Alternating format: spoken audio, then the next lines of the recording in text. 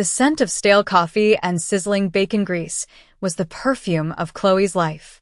It clung to her clothes, her hair, her very skin. She moved through the afternoon rush at Dolly's diner with an economy of motion that bordered on art. 2 plates balanced on one arm, a coffee pot in the other hand, a smile fixed on her face that didn't quite reach her tired eyes. She was 20 years old, and she knew the geography of this place better than the lines on her own palm. Every cracked vinyl booth, every sticky patch on the linoleum, every customer with their predictable order.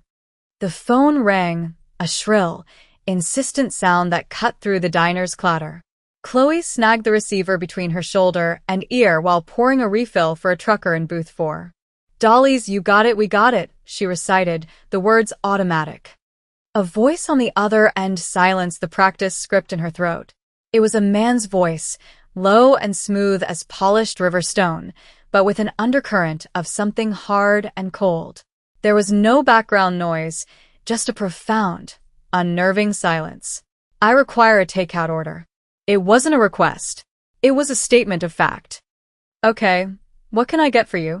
Chloe said, grabbing a pen and a notepad. He began to list items, each one precise and complicated. The steak, medium rare, but seared for precisely 90 seconds on each side.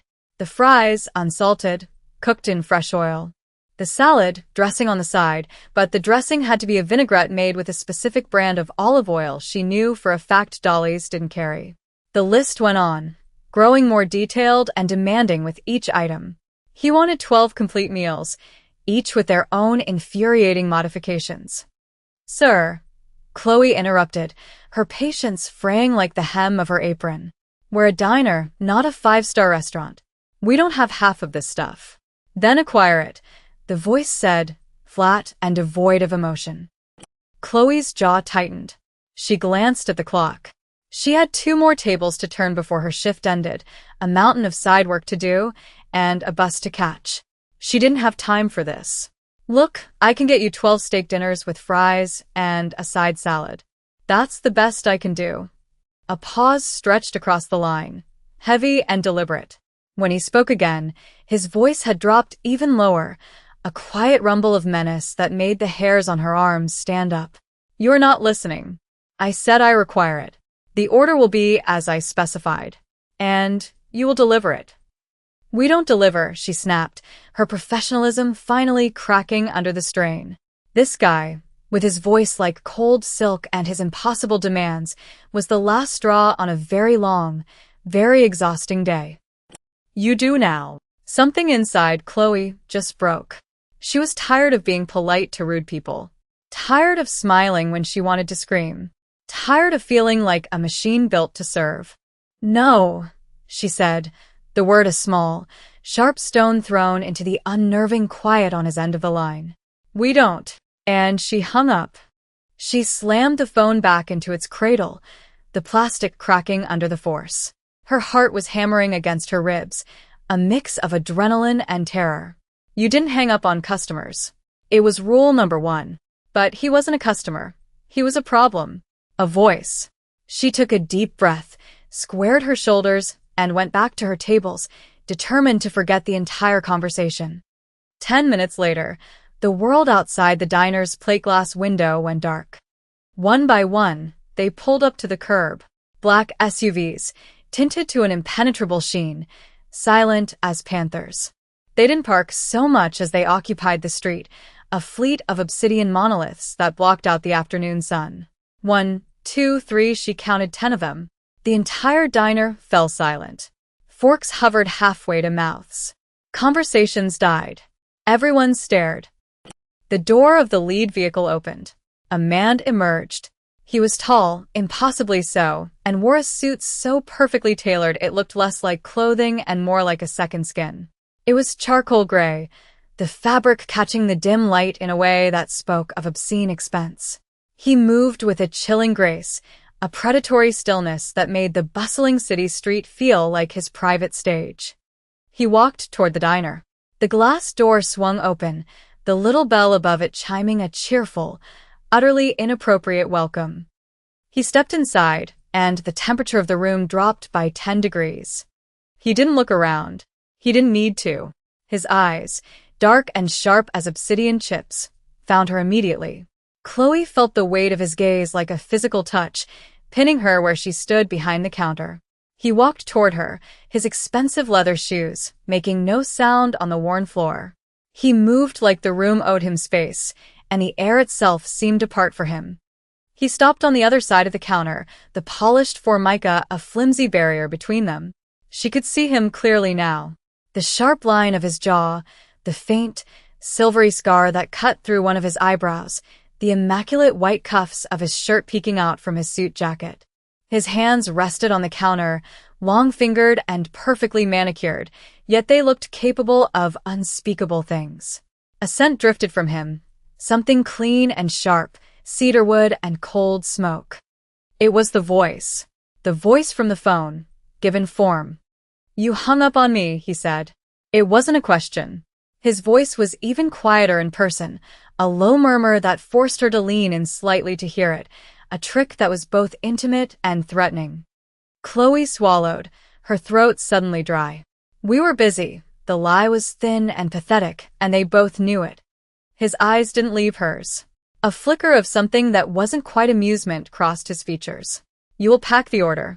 As I described it, he slid a thick stack of $100 bills onto the counter. It was enough money to cover the diner's rent for 3 months. "And then you will bring it to me." He placed a black card next to the money. An address was embossed on it in stark silver lettering. A penthouse downtown.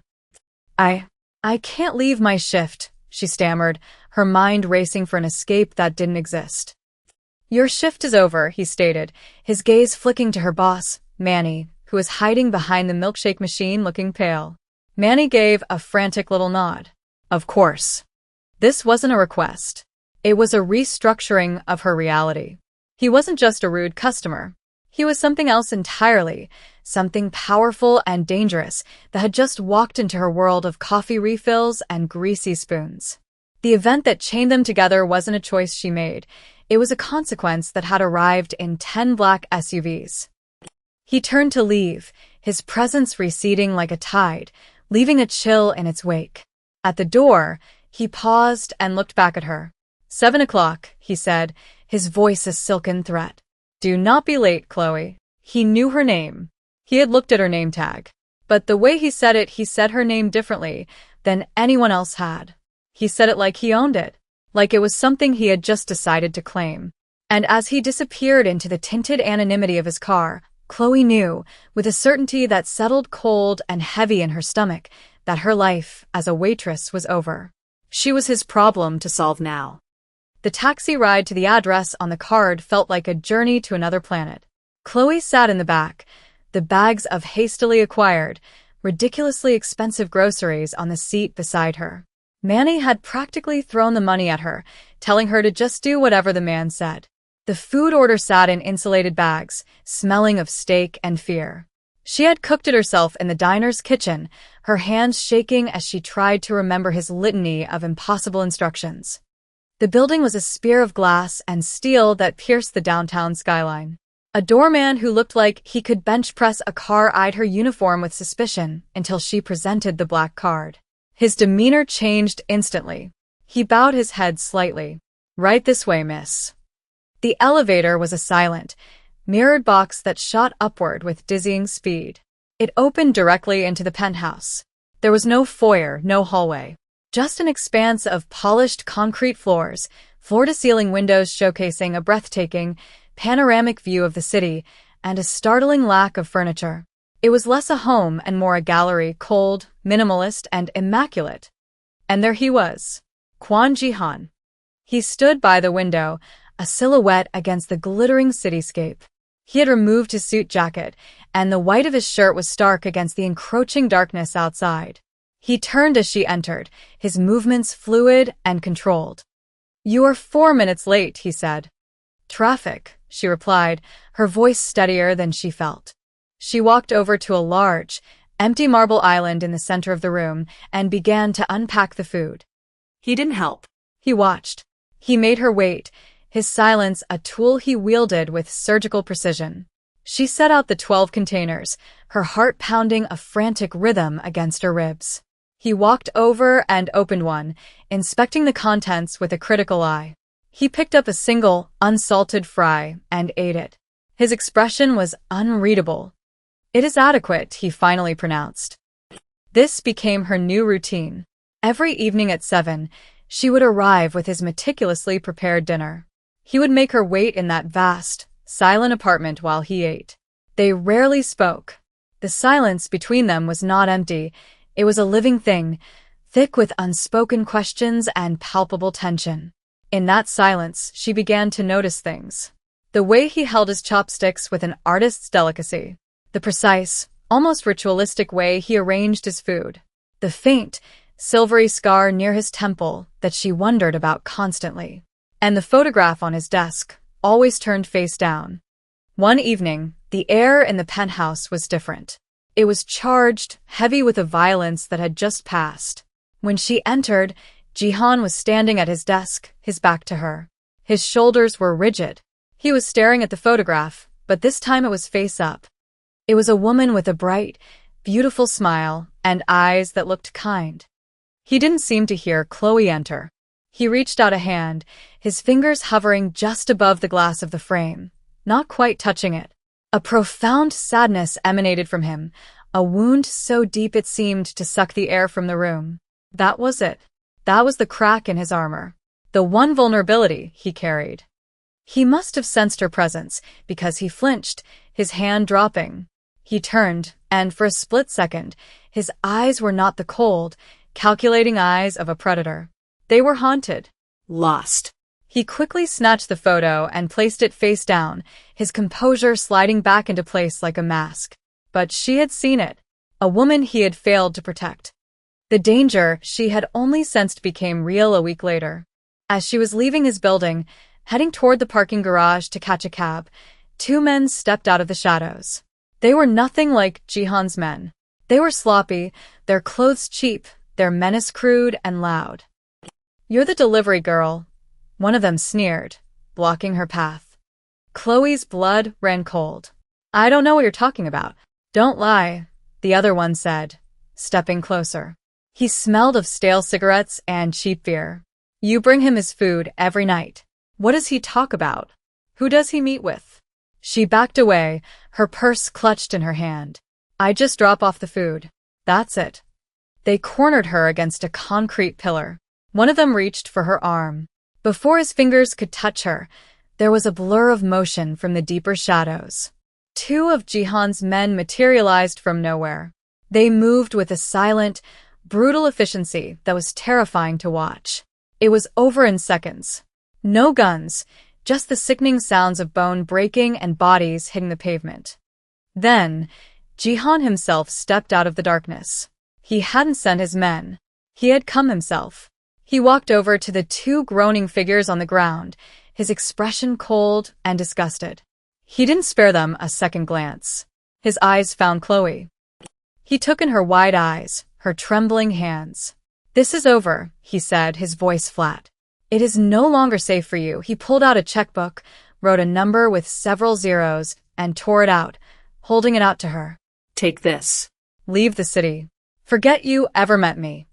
This was her chance. Her exit. The smart thing to do was to take the money and run as far and as fast as she could. But she looked at the men on the ground, then back at his face. They had seen her. They knew who she was. Running felt like painting a target on her back. And then there was him, the man with the haunted eyes and the photograph of the smiling woman. She made a choice. "No," she said, pushing the check back toward him. "They'll find me. If I disappear, they'll know you told me something." She lifted her chin, meeting his gaze directly. "I'm safer where you can see me."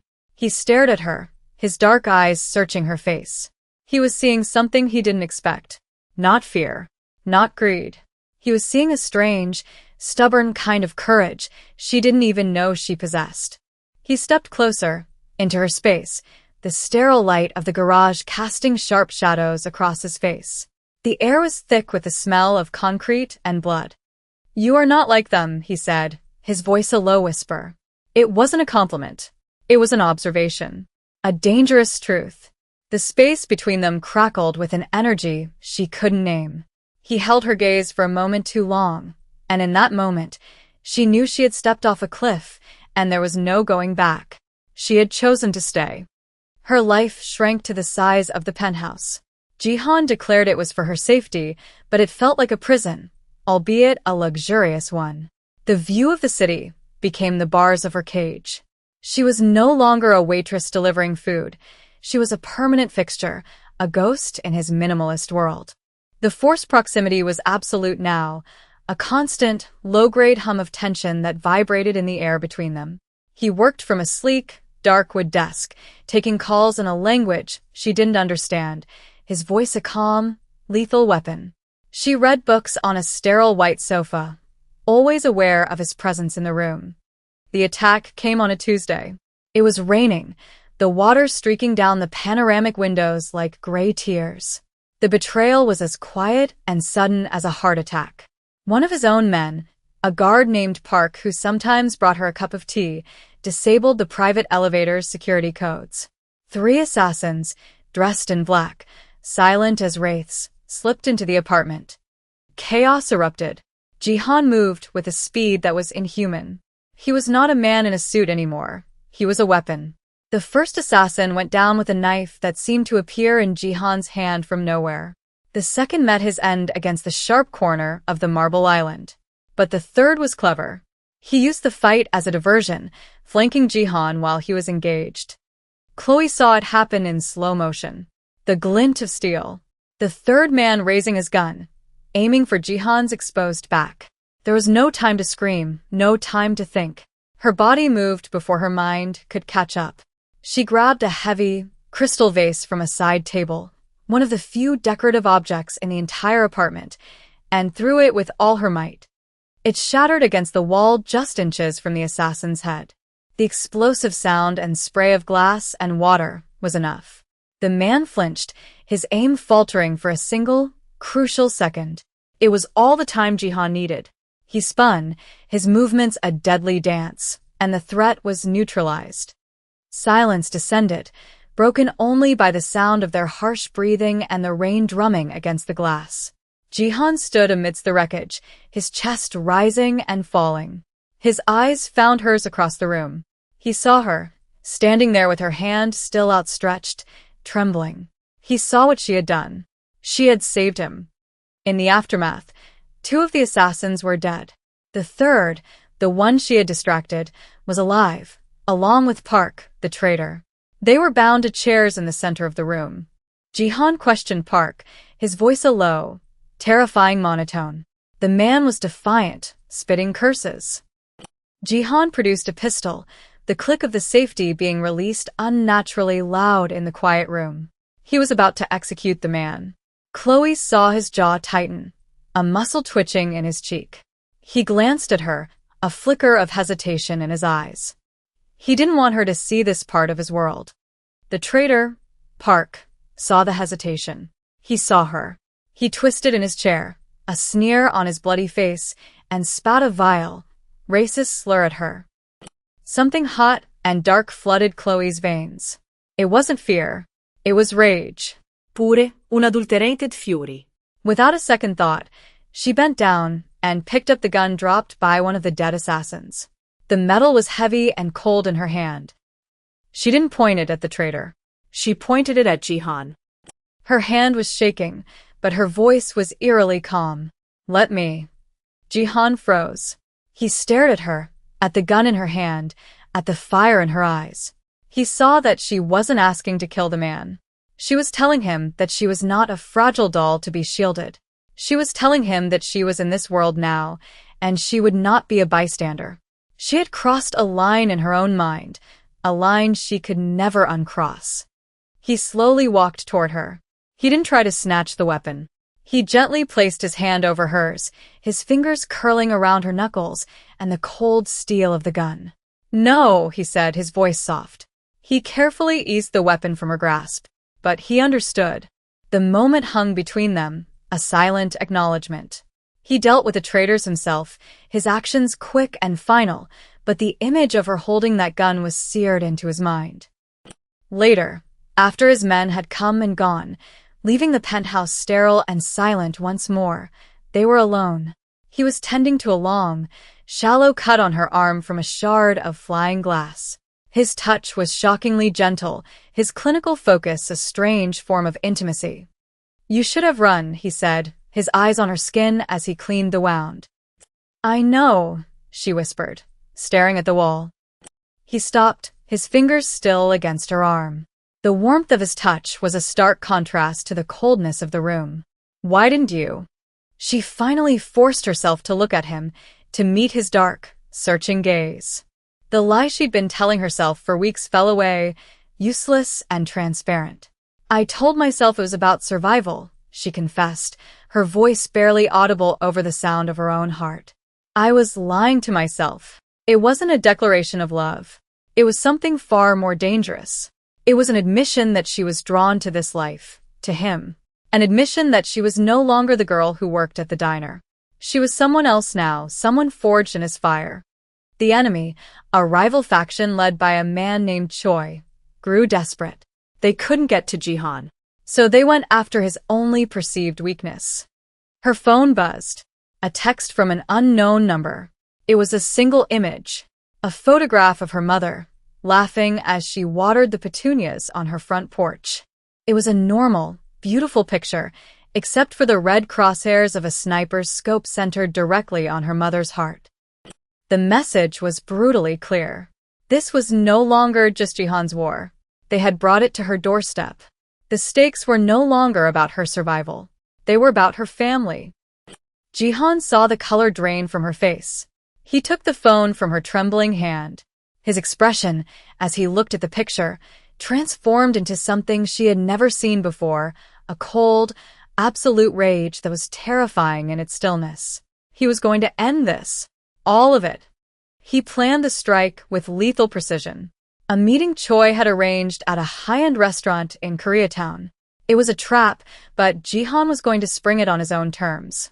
He intended to leave Chloe locked in the penthouse's panic room. She refused. "He'll be expecting you," she said, her voice shaking but firm.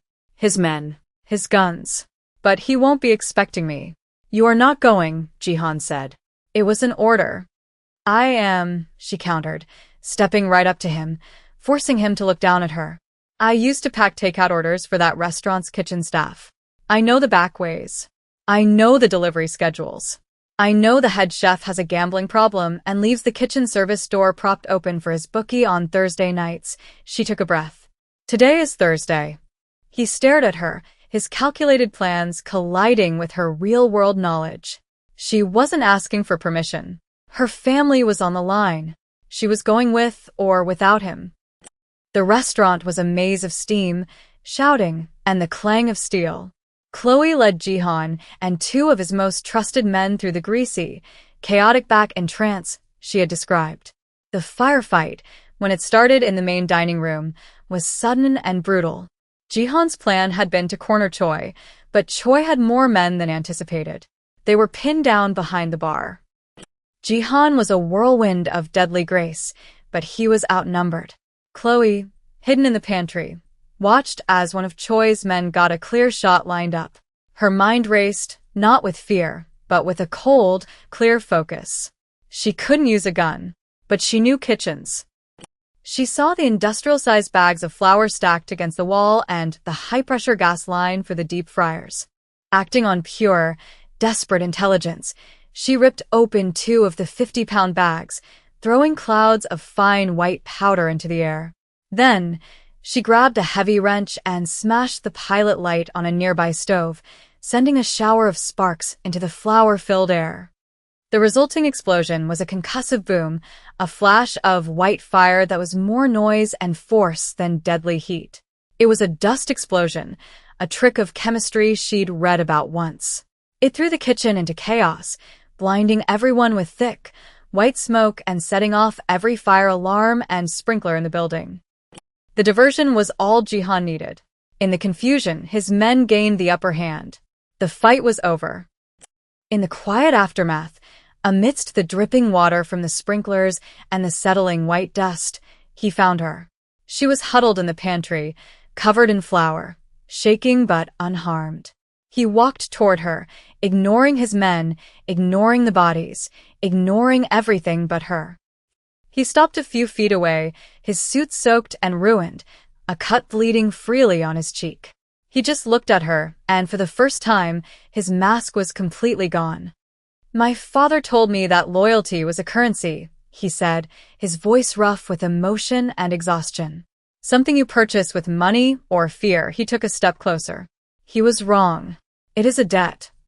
He reached out and gently, reverently, touched her face, his thumb brushing away a smudge of flour from her cheek.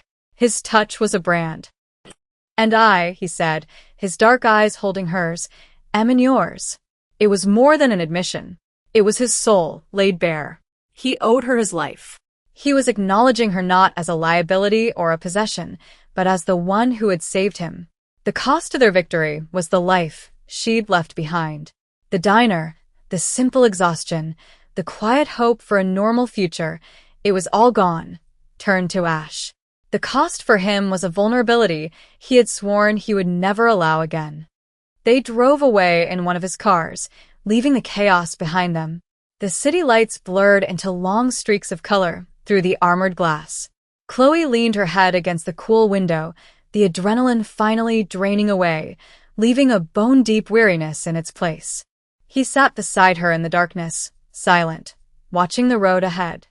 Then, without a word, he reached across the space between them and took her hand. His grip was strong, possessive, a silent claim. But it was also a promise, an anchor in the violent new world they now shared. She didn't pull away. She turned her hand in his, lacing her fingers through his. It was not a surrender. It was a choice, a conscious, deliberate acceptance. They were not two separate people anymore, a waitress and a mafia boss. They were a singular entity, bound by violence and loyalty, heading into an uncertain darkness, together.